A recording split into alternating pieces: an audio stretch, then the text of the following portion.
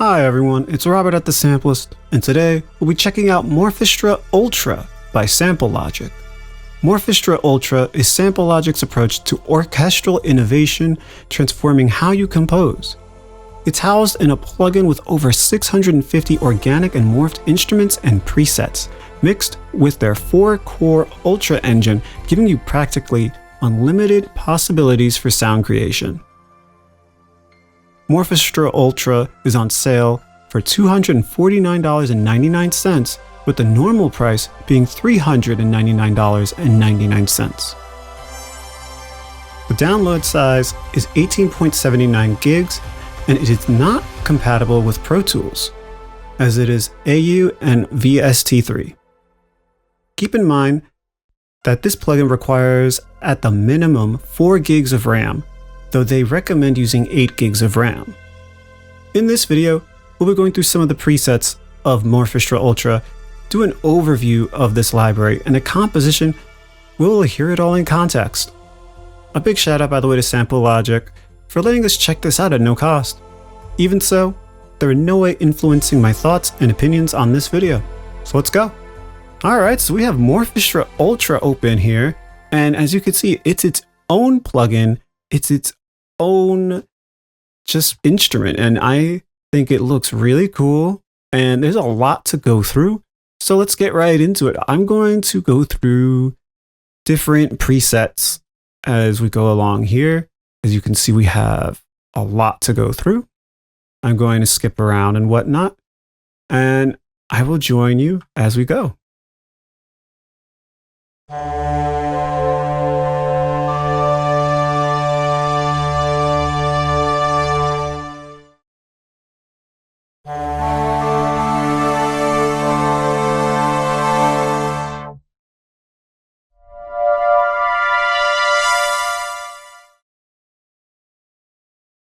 As you heard, I did a filter sweep here, and that was where of me opening up the high frequencies. And I'm using the mod wheel for that. So if I put the mod wheel all the way up, you can't hear anything, but the moment I lower the mod wheel, there you go. So lowering the mod wheel actually opens up the filter. So let's keep going.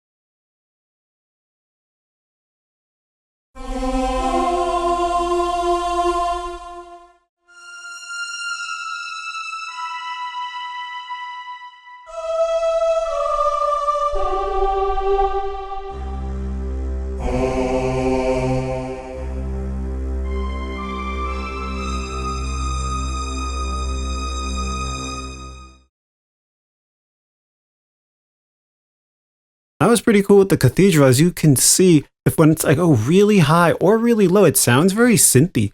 And I think that's kind of cool, because then you can have the cathedral voices, like the actual voices playing, but then also have really high and really low elements that are more synthy, support what you're playing. Let's keep going.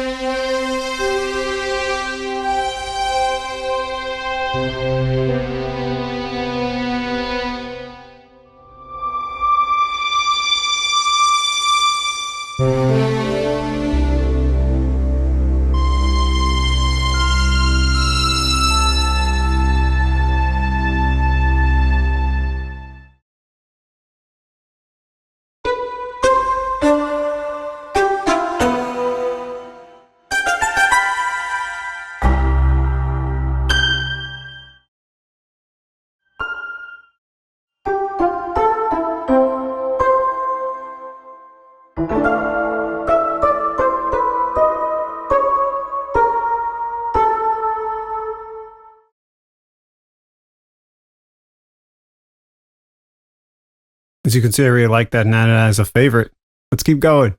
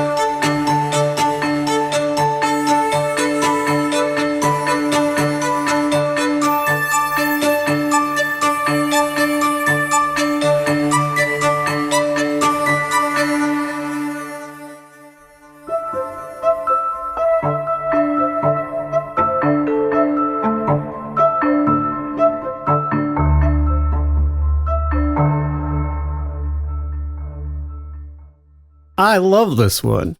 Wow. This is such a really cool preset. It's very playful, very nice to listen to.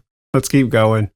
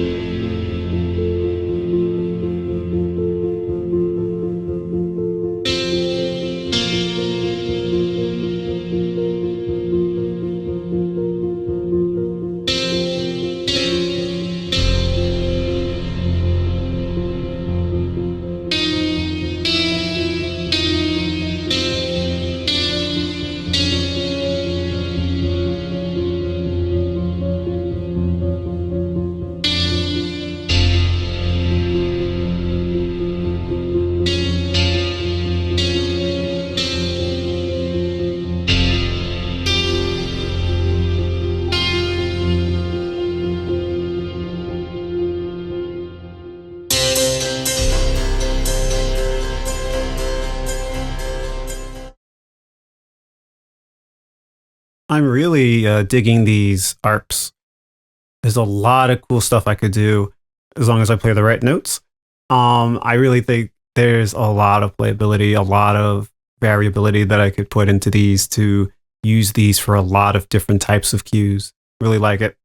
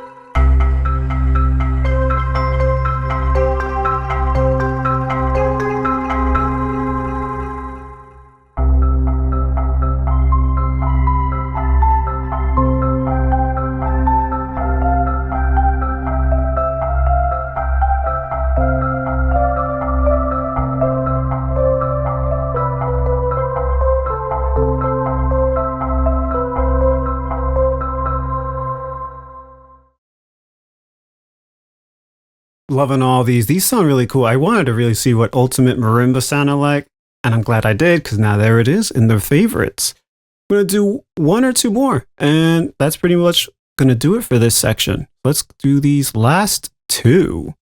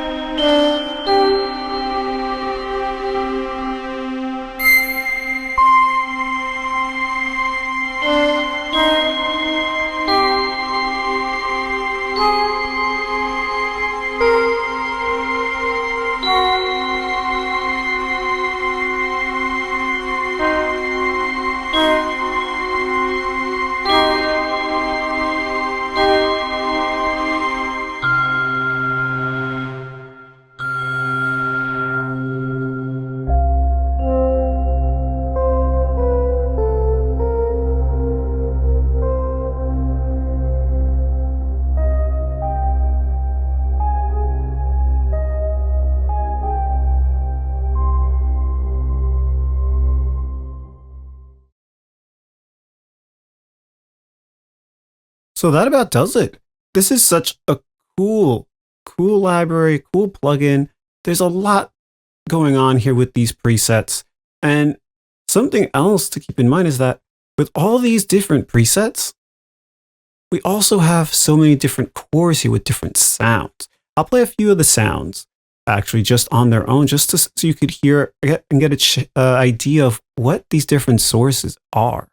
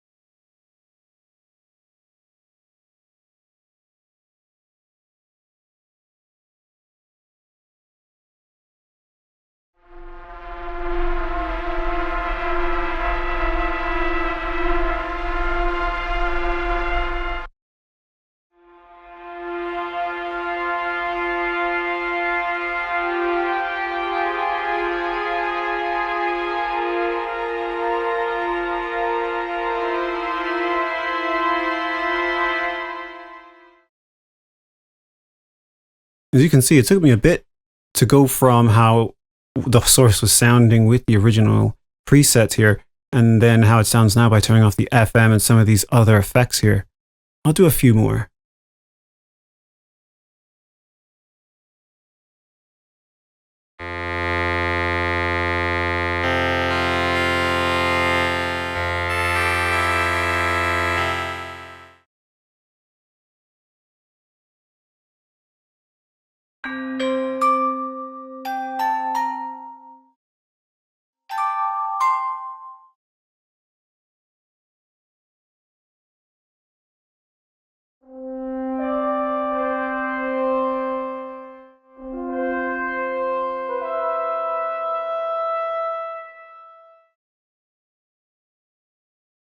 So imagine taking some of these sources and putting them into the 4 different cores and then just having a crazy time with using different parameters, which we'll go over in the next section.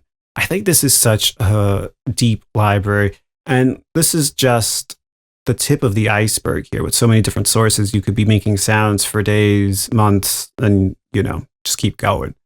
So yeah, that does it for this section. Next, we'll go into the UI. All right, so let's take a good look at the UI here. And there is a lot going on here, but as you take your time and go through this, you'll learn that this is actually not as crazy as it looks.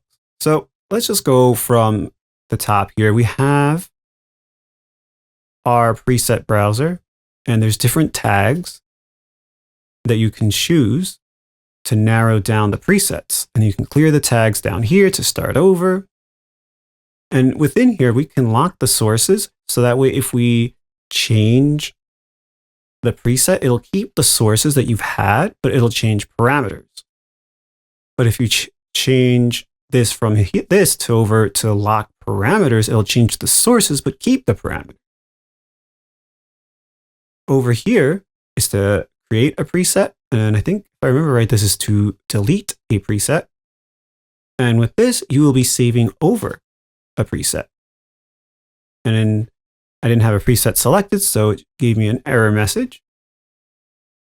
So these are pretty nice to have. You have different tags here that they made, which work really well after playing around with them more. Right here, we can randomize the preset, and we can randomize the source. And for that, we could choose which cores will be affected. Pretty nice. We have our humanization settings, which I think is really cool. And there's a lot to toy with. And here are the master settings. And I think this is cool. Over here, you could change the pitch wheel amount for each core. And I think that's nice.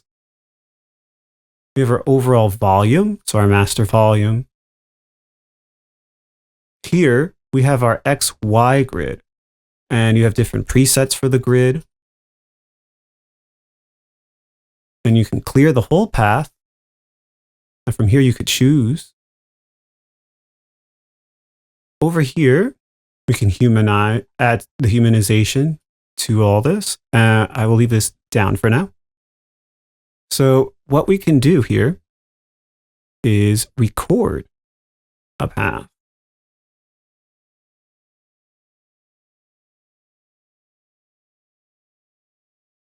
And then you can press play, and it'll take you through the whole path. And this is chaotic.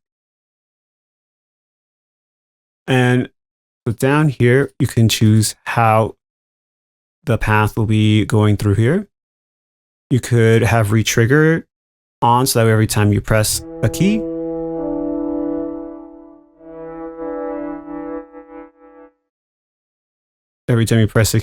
it will start over from the main source. Let's turn on humanize. So every time I press a key with the humanize knob going up, it's going to go around to different points, or points of our path, or our grid, I should say, but yet still be somewhat near the initial point.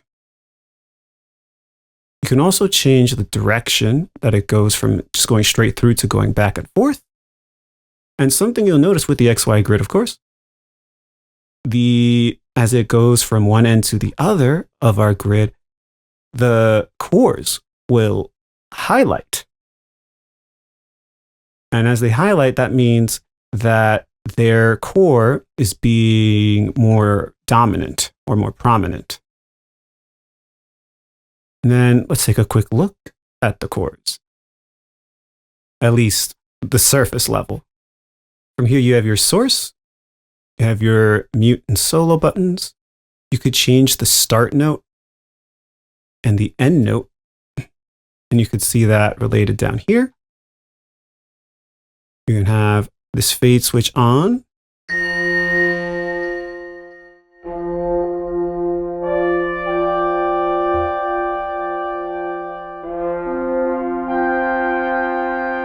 A little bit of a fade there. You can copy and paste settings, which is cool. Then you have the waveform. And then with this, let's have a listen.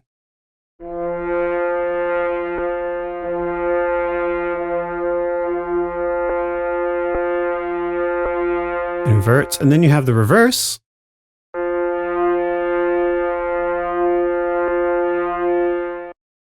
That just sounds weird to me as a horn player. And then we have down here, you can change what you see from here. So we have the XY, our LFOs, key modulations, velocity modulations, your ARP over here, which is really nice. And you can set to each core. And then your FX, we have our send effects and our master effects. You can choose the amount of resonances for each core. And then this down here, I think, is really sweet. So I have the horn sustain soloed. And now I'm going to slide this, and you're going to see here the whole frequency spectrum as you'll see it playing.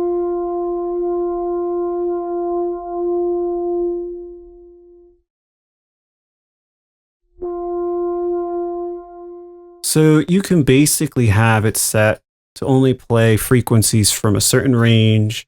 You can have it become more like a low pass filter or a high pass filter, and you can do that with each core. You also have presets, which is pretty cool to have if you want something right away. You can also, I believe, save the filters too. I think that's really sweet to have. Now, let's go into the core itself. And then to do that, we have these buttons right here. So we're in the individual core. And as you saw before, we have the source selection here with presets and tags. Also, you can add favorites and edit tags. You can adjust in the cores, volume, the pan, pitch, transposition, the sample start. You can adjust the gain envelope here, the filter envelope, and the filter itself, which I mentioned before, is based off of the mod wheel. So this is the mod wheel all the way up, mod wheel all the way down. You can adjust how much of the envelope goes in and everything. We have our EQ, an auto panner. We have our tremolo, our vibrato. We have unison controls over here, individual EQ, there it is. And then with the send effects, you can have the amount sent, which is very nice. And you have your FM, which I was toying around with in the previous section.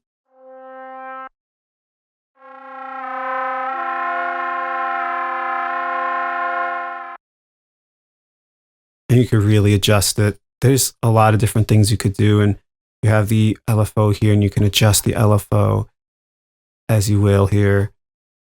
And something I forgot to mention, you could go into each core here for the modulation and change things around. Can't believe I almost forgot that. And over down here,